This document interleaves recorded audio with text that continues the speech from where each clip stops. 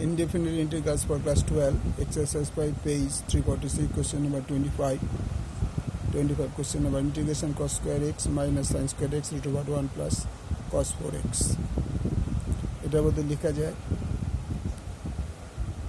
cos square x এর বদলে cos 2x, এটা formula equal to cos 2x by এটাকে আমরা একটু বাড়িয়ে দেব cos square x sin square x plus cos square 2x sin square 2x plus cos square 2x plus cos square 2x minus sin square 2x dx. Integration cos 2x by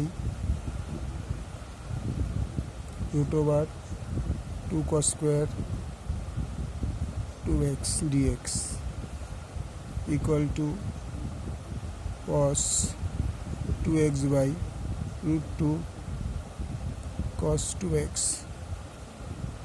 dx. 1 by root 2 common নিলাম, cos 2x by cos 2x dx 1 by root 2 dx equal to root 2x plus 3.